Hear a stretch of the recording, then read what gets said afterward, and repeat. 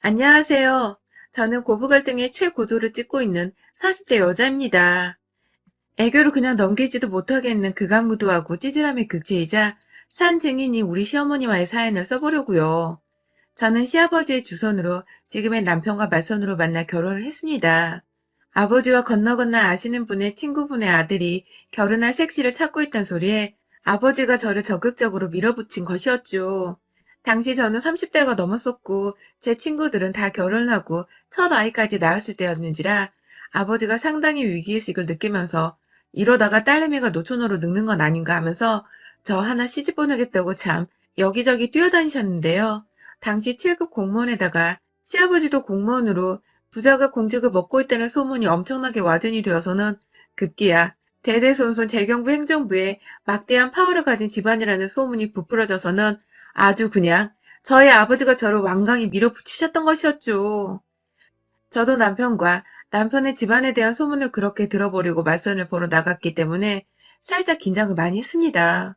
저야 뭐 당시 헤어진 전 남친한테서 상처를 너무 크게 받은 바람에 결혼에 대한 생각이 딱히 없는 상태에서 아무 남자나 만나보면 내 기분이라도 좀 풀어보자는 마음에 선자리를 나간다고 했었는데 아버지 말씀으로는 상대방 집안이 너무 좋은 곳이라며 잘 하고 오라고 겁을 잔뜩 주신 바람에 가볍게 해보려 했던 선이 완전히 취업 막바지에 해보는 면접 인터뷰만큼이나 살떨리고 긴장되더라고요.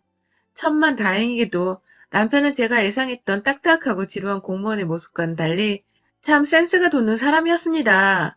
말도 잘 통했고 무엇보다 둘이서 첫 만남부터 케이크 코드가 잘 맞은 덕분에 다음날 연달아 데이트도 순조롭게 하게 되었었고 저와는 달리 당장에 결혼하는 것에 서두름을 느꼈던 남편이 곧장 결혼을 해보자는 말을 꺼낸 바람에 저도 얼떨결에 반대하는 사람이 주변에 하나 없는 환경에서 좋다고 결혼을 해버렸어요.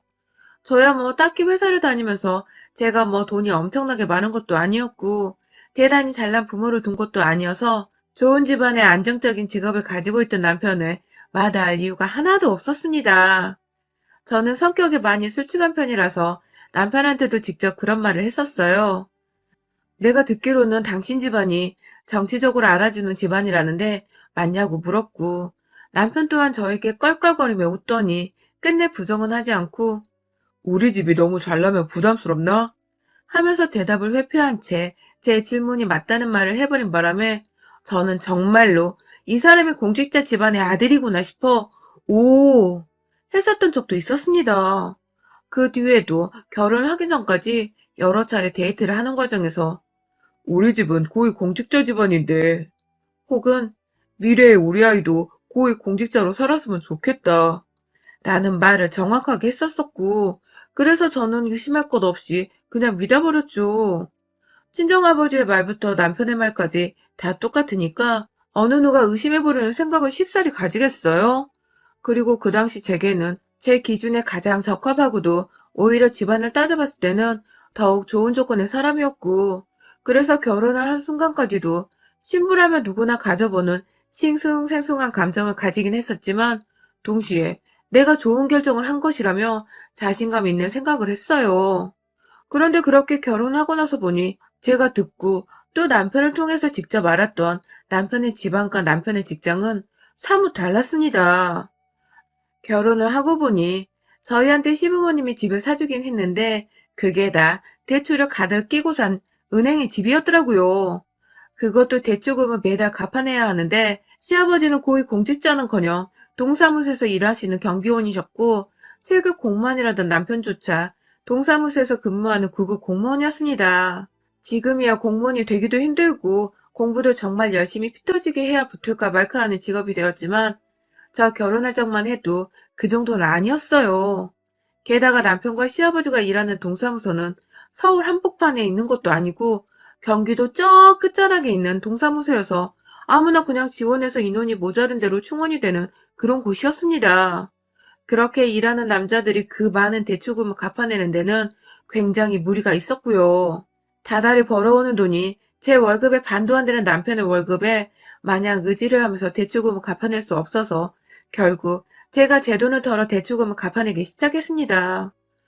솔직히 말하면 결혼 초반부터 왠지 거대한 사기를 당해버린 것 같아서 기분이 굉장히 불쾌하고 혼돈의 연속이었어요. 그럼에도 불구하고 제가 남편과 이혼하지 않은 것은 그 결혼을 하는데 어찌되었건 저도 남편이 좋다고 결혼을 저 스스로 결심을 했던 것이었으며 남편도 오해를 하게 한 거면 미안했다면서 대출금을 갚아주는데 도와주는 제게 무척이나 고마워했고 또 미안해하는 모습을 팍팍 티내면서 집안에서 거의 기가 죽어 살았기 때문에 제가 그새 정이라도 들어버렸던 것인지 이혼을 해버리지 못했습니다. 그리고 지금 저는 그때 진작 남편과 이혼을 못했던 것을 천추의 한이라 여기며 살아가고 있는 중이랍니다. 시아버지나 남편이나 기대했던 고위 공직자는 못 되었지만 살다 보면 느낀 것은 이분들이 참 열심히도 산다는 것이었습니다. 시아버지가 어쩌다가 경비에 하시는 일이 고위 공직자라고 와전이 되었는지도 모르겠지만 본인 하는 일에 자부심을 가지며 한번 빼먹지를 않고 사시사철 근실하게 일을 하시는 모습에 제가 다 대단하다고 느낄 정도였고요. 그런 아버지의 모습을 보면서 좋은 자각을 받았었는지 남편도 자신의 일에 투정함을 부리지 않은 채 열심히 일하면서 차츰 좋은 가장이 되고자 더 노력을 했습니다. 덕분에 남편과 제가 같이 벌어서 모으는 돈으로 대출금도 차근차근 갚아나갔고 그 사이 딸 둘도 낳아서 보통의 평범한 가정을 무사히 만들어냈어요. 물론 살면서 어떻게 부부가 좋은 일들만 있고 좋은 것들만 나누면서 행복하게 잘 살겠냐마는 저희 부부는 최대한 서로의 화를 덮고자 하는 선에서 대화를 하는 법을 배워나갔고 지금까지도 큰 소리 한번 나누지 않은 채 최대한 갈등은 적게 대화는 더 많이 해보는 자세로 살았어요. 그 효과는 실로 대단했습니다. 저희 부부랑 친하게 지내는 주변 친구 부부들은 저희가 잘 지내면서 하는 그 모습을 배우고 싶다며 많이 부러워하기도 했습니다. 그럴 때면 저희도 자랑이라고 으쓱해 대기보다는 우리도 평범한 사람에 지나지 않는다면서 그냥 서로를 한 번 더 배려하고 노력하는 것뿐이라면서 보다 현실적인 말로 부부 상담을 해주고 또 그 상담을 통해서 우리 부부도 함께 치유를 받는 듯 했습니다. 나중에야 남편은 저한테 고백을 하더라고요. 제가 너무 마음에 드는데 혹여나 자기 아빠가 경비원이라고 자기가 겨우 9급 공무원이라고 떠나버리면 어쩌나 싶어서 사실대로 말을 할 수가 없었다고 해요. 그것에 대해선 최근까지도 저에게 민망하고 또 미안했었고요. 아무튼 처음에 좀 삐그덕거리긴 했지만 그래도 잘 살아가고 있었고 앞으로도 잘 살아갈 자신이 있었는데 이런 저의 마음에 불현듯 위기감을 안겨주는 인물이 바로 저희 시어머니셨습니다. 시어머니의 눈에는 저희 부부가 잘 지내는 모습이 그리 좋아 보이지 않았나 봅니다. 대출금도 척척 갚아내고 아들이랑 집에서 잘 먹고 잘 살고 딸들까지 낳아버리니 그 모습이 퍽 질투가 나셨나 보더라고요. 아들 부부가 잘 사는 모습을 보면 마음이 흐뭇하시고 기쁘실 법도 할 텐데 저희 시어머니는 전혀 그렇지 않으셨어요. 처음 제가 대출금을 제 월급으로 갚아가겠다고 말씀을 드렸을 때부터 저한테 우리 아들 기죽이라 시집 왔니? 라고 말씀을 하시던 분이셨습니다. 저는 남편이 대출금을 당장 갚을 만큼의 여유 있는 돈을 벌지 못하고 있고 그 때문에 둘이서 죽어라 벌어 한참 갚아나가야 하는 돈이기에 더 벌고 있는 제가 도와주겠다고 나선 건데 시어머니 눈에는 제가 더 돈이 많으니 그까짓 거 내 월급으로 낼게 하며 제가 자기 아들 기를 죽인 듯한 모습으로 보였나 보더군요. 문제는 저는 이렇게 갚아야 하는 빚이 많은 줄도 모르고 시집을 온 어찌 보면 졸지에 집 산다고 빚을 지고 결혼을 해서 저한테 면목없고 염치 없어 하는 남편과 시아버지 앞에서 시어머니는 아주 당연하고 별것 아니라는 듯이 제가 그럴 가치가 있는 애야? 왜 당연한 걸로 미안해? 하며 여러 번 무안을 주기도 하셨습니다. 제가 아무리 솔직한 성격이라고는 하지만 남편한테는 마구마구 따져봐도 시어머니한테는 정말 못 그러겠더라고요. 시어머니가 제 옆에서 저 싫다는 쓴소리와 한숨을 푹 쉬면서 얼굴 표정 하나라도 찡그리기 시작하면 막 눈치가 보이고 내가 뭘 더 잘못하진 않았을까 싶어서 가슴 졸이게 되는데 참 저도 제가 왜 이러는지 모르겠더라고요. 그만큼 시어머니 인상이 정말 무서운 것도 있었고 제가 뭐라 말대꾸라도 하려는 듯 입이 삐쭉 튀어나와 있으면 넌 뭐 할 말 있니? 네가? 하며 가소롭다는 듯 물어보셔서 제가 그냥 하고자 하는 말도 꾹 삼켜버렸죠. 손녀들은 예쁘신지 애들한테 뭐라고 그러신 적은 단 한 번도 없었지만 애를 둘이나 낳았는데도 네 마누라가 여자로 보이냐면서 남자는 그렇게 살지 않아도 된다는 뭔 개소리를 하면서 남편이 바람을 피워도 이해를 할 수 있다는 식으로 말을 꺼내셨다가 저희 둘째가 할머니, 왜 말을 그렇게 해요? 하고 앙칼지게 할머니를 쳐다보며 대화가 끝났어요.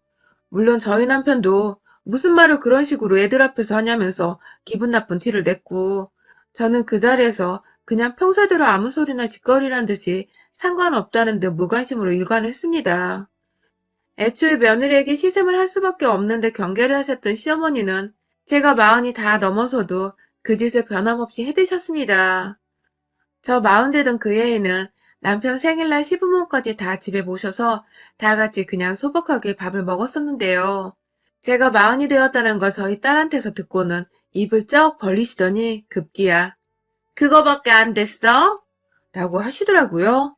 네, 제가 그것보다는 훨 더 나이가 들어 보이는데 겨우 마흔이냐고 절 비꼬는 소리였어요. 뭐 그렇게 간단하게 기분을 잡치게 하는 말은 제가 한두 번 듣는 게 아니었던지라 얼마든지 참을 수 있었습니다. 하지만 옆에서 남편이 겨우 마흔인데 엄마는 그 나이 먹고도 그런 말을 기분 나쁘게 해? 라며 무안을 주자 시어머니는 네 마누라 편들다가 언젠가 네 마누라한테 발등 제대로 찍힐 거라면서 억지를 부리셨어요. 제가 조만간 바람이라도 피운다거나 짐 싸서 아이들까지 데리고 이민을 가버리기라도 한다는 듯이 제가 들어도 황당한 말씀을 하신 바람에 제가 참 남편 생일날 결국 눈물을 글썽이다 그 자리에서 더는 못 앉아 있겠다면서 혼자 소주라도 마시려고 딸내미들이랑 집 나가서 집 앞 편의점에서 몇 시간 앉아 있었답니다. 다행히 그 사이 남편이 시부모님을 집으로 보내버렸고 저는 적당히 화장실이 가고 싶었던데 집으로 돌아올 수 있었지만 뭐가 되었든 참 서럽긴 마찬가지였습니다. 정말 정 한 번 붙이기 힘든 상대였고 이 집안이 시아버지가 교회를 다녀서 제사가 없는 것이 정말 천만다행이라는 생각이 뿜뿜하곤 했었죠. 그럼에도 시부모님께서는 남편이 유일한 자식이었고 집도 가까이 있다 보니까 저희가 시부모님을 모셔오거나 저희가 시댁에 가서 밥 한 끼 정도는 먹는 일이 좀 잦았어요. 코로나 터지고 나서도 딱히 저희는 서울에 살던 게 아니었기 때문에 그리고 코로나가 막 터지는 그런 동네도 아니었기 때문에 비교적 마스크만 쓴 채 전과 다름없는 일상을 유지해갔고 그렇게 저희 가족들이 시댁도 자주 들락날락 했었는데요. 가족들끼리 앉아있다 보면 아이들이 애교를 부리거나 웃게 만들어줄 때가 참 많잖아요. 그런데 우리 시어머님은 그 모습이 또 그렇게 보기 싫으셨나 보더라고요. 한 번은 저희가 앞에서 최신 노래를 막 불러대는 딸아이 동영상을 찍으며 시끌벅적 웃고 있었는데 뒤에서 나타난 시어머니께서 니들은 그 나이에도 같이 웃니? 하면서 별 희한한 부부를 본다는 듯이 쳐다보더라고요. 급기야 제 남편 옆으로 가 앉더니 네가 참 점잖은 애였는데 하면서 딱 하다는 듯 쳐다보는데 그 모습은 마치 제가 남편을 다 버려놨다는 식으로 들리더군요. 아니나 다를까 시어머니는 곧장 저를 쳐다보더니 네가 참 말도 많고 탈도 많아 애가 이렇게 변한 건가 보다 하면서 찌쩍거리셨습니다. 남편이나 저나 누구라 할 것 없이 기분이 또 더러워졌는데 도저히 제 입에서 뭐라 말이 나오지 않았어요. 애들도 있고 시아버지도 있고 아 여기서 나 하나 미친년 되면 다 괜찮아지는 일일 텐데 그 미친년이 돼보자는 용기가 선뜻 행동으로 옮겨지지를 않더라고요. 그러다가 지난 주말에 또 비슷한 일을 당하게 되었습니다. 사실 저희 가족이 웃고 있을 때마다 옆에 와서 시어머니는 꼭 그만 웃으라는 듯이 말을 툭 끊고는 저희 남편의 관심을 사보겠다며 뜬금없이 손톱깎이를 들고 오셔서는 눈이 침침해서 잘 안 보이니 잘라달라고 하신 적이 많았어요. 한 번이 아니라 정말 여러 번 그랬고 그러다가 남편의 시선이 다시금 저희에게 오려고 하면 기다렸다는 듯이 팔톱도 잘라줘라 하면서 남편을 도로 붙잡기도 하셨었죠. 그 짓을 지난 주말에 시댁에서 다시금 해버리셨답니다. 밥 먹으러 오라고 연락이 와서 얼떨결에 집에서 좀 쉬고 있다가 점심을 먹으러 시댁에 갔어요. 점심을 다 먹고 거실에 모여서 온 가족이 TV를 보는 때 시아버지는 배가 불러 잠이 솔솔 온다며 방 안으로 들어가 잠깐 눈 좀 붙이겠다고 하셨고 시어머니랑 같이 안방에 계시다가 밖으로 나오고 계셨는데 저희가 TV를 보다가 웃긴 장면이 나와서 빵긋했다가 딸내미가 그걸 흉내낸다고 웃는 바람에 저희 부부가 덩달아 빵 터져버렸었어요.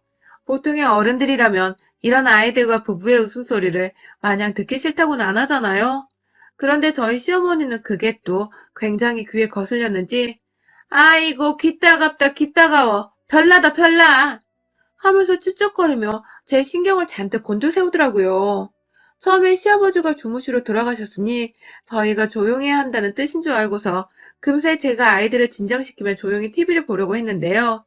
시어머니는 역시나 이전에 그랬던 것처럼 남편의 옆자리로 쓱 자리를 잡고 앉더니 이내 저를 향해 고개를 빼꼼 내미며 너는 참 이래도 욕먹고 저래도 욕먹고 힘들겠다 하면서 어디서 또 챙겨왔는지 손톱깎이를 들고 오셨더라고요. 남편을 붙잡고는 그 자리에서 뜬금없이 지난주에 뭘 했는지, 뭘 먹었는지에 대해서 물어보며 급기야 남편의 몸을 완전히 자신에게 돌려서는 딱 자신만 바라보도록 만들었고 손톱을 잘라달라며 남편에게 손톱깎이를 건넨 바람에 남편은 급기야 TV 보고 있는데요? 라고 난처해 했다가 시어머니의 찡그러진 표정에 아, 네, 깎아드릴게요. 하면서 그걸 손에 쥐었죠. 그런데요, 시어머니가 그렇게 남편을 돌려세우고는 한다는 말씀이 넌 네 와이프랑 안 지겹니? 맨날 그렇게 붙어서는 라면서 얘들 다 있는 앞에서 부부 사이가 안 지겹냐 소리를 하시더니 급기야 저를 또 쓱 쳐다보시더니 곱게 늙을 줄 알았는데 저렇게 늙을 줄 알았음. 내가 맞선 안 보게 하는 건데. 하면서 이번에는 꽤나 센 뻘소리를 해대면서 저를 확 빈정상하게 하더라고요. 아니 너무 평소에도 일관되게 재수가 없었던 분이신지라 제가 그러려니 할 수 있을 법도 한데 애들 앞에서 저런 소리를 대놓고 하시는 건 참는 저도 인정하는 꼴이었는지라 그냥 넘길 수가 없었어요. 그때 남편이 또 그런 소리를 하냐며 손톱을 그만 깎자고 하자 시어머니는 발톱도 깎아야 한다면서 남편을 붙잡았습니다. 그리고 전 그걸 그냥 두기가 싫었습니다. 보다 강력한 방법을 써보기로 했어요. 남편에게서 손에 들고 있던 손톱깎이를 제가 받아냈어요. 제 손으로 시어머니 발톱 한번 깎아드리지 못했다면서 제가 직접 깎아주겠다며 시어머니 발목을 비틀어 잡아서는 아빠 다리를 하고 앉은 제 앞에 갖다 댔고 이내 당황하며 안 잘라도 된다고 다음에 자를 거라고 발을 빼려 하는 시어머니의 다리 위로 급기야 제 다리를 얹어서 완전히 움직이지도 못하게 고정을 시켜버렸습니다. 그리고는 이내 어머님 자릅니다 하고 엄지발톱에 손톱깎이를 들이밀고 싹둑 잘라내는데 하하 시어머니가 야 이년아 하며 괴성을 질러버리셨습니다. 그렇습니다. 제가 시어머니의 발톱에 새겨져 있는 하얀 그 선보다도 더 깊숙이 미세한 길이었지만 살점에 가까워 잘리면 물만 닿아도 따끔거리고 아파 죽겠을 그 길이까지 아주 그냥 시원하게 싹둑 잘라버린 것입니다. 시어머니는 피도 안 나지만 뭔가 스멀스멀 붉은 피가 발톱 발에 아래까지 퍼져버린 그 발톱을 쥐어 만지면서 아파 죽겠다고 난리를 떠셨고요. 저는 저대로 어머 어머님 죄송해요 하면서 얼굴에 미소 가득 담은 채로 사과를 하는 바람에 시어머니는 그게 또 혈압 올라 죽겠다며 너 웃어? 웃어? 하면서 화는 내는데 일어서진 못하더라고요.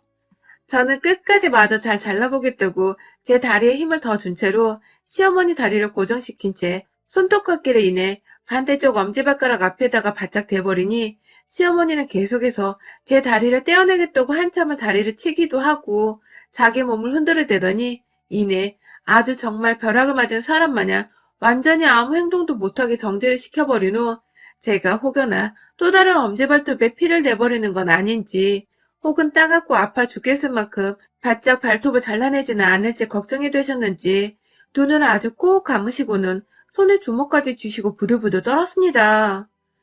누가 보면 제가 어른을 고문이라도 하는 줄 알겠더라고요.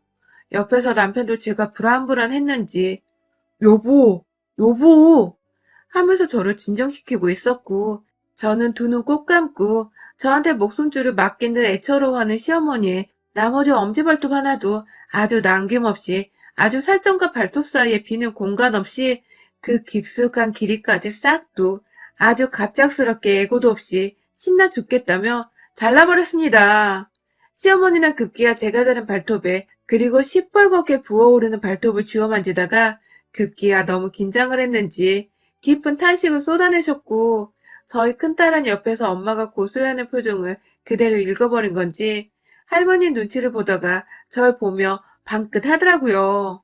저는 그렇게 시어머니의 엄지발톱 2개를 아주 건드리기만 해도 짜증이 솟구칠 만한 정도로 만들어버린 후에야 제 할 일을 다 했다는 듯이 어머님, 이러시니까 발톱을 못 깎겠어요. 일부러 그런 건 아닌데 앞으로 어머니 손톱 발톱은 제가 다 깎아드릴 테니 남편 그만 부르세요. 하면서 아예 집안에 있던 손톱깎이 통까지 챙겼습니다. 그 사이 발톱에서는 슬슬 시뻘건 피 같은 것이 올라오는 게 보이기 시작했고 저는 그걸 제 두 눈으로 확인한 후에야 딸내미들이랑 집으로 왔습니다. 네, 저 없는 사이에 발톱은 자르지 말라는 저의 깊은 뜻이었던 것이죠. 시어머니는 며느리 손에 발톱에 아작날 뻔한 사실이 공포스러우셨는지 나가는 저를 그냥 쳐다도 못 보고 발톱만 만지작거리며 넋이 나가 계셨고 남편은 시어머니 상태를 확인하고 나서야 집 가고 있는 저희 가족을 따라 나서며 아찔했다. 다음엔 그러지 마. 하면서 씁쓸하다는 듯이 한숨을 쉬었습니다. 저야 뭐 시어머니를 어떻게든 골탕 한번 먹이고 싶었던 게 목적이었기에 제 목적은 달성을 했고요. 제 손에 시댁의 손톱깎이 통이 있으니 주기적으로 시어머니 손톱발톱에 피내드리러 이거 들고 시댁에 가보려 합니다. 시어머니 전용 네일샵이라도 만들어드려서 고통의 연속은 맛보게 해드리겠습니다. 여러분의 생각은 댓글로 남겨주세요. 오늘도 시청해주셔서 정말 감사합니다.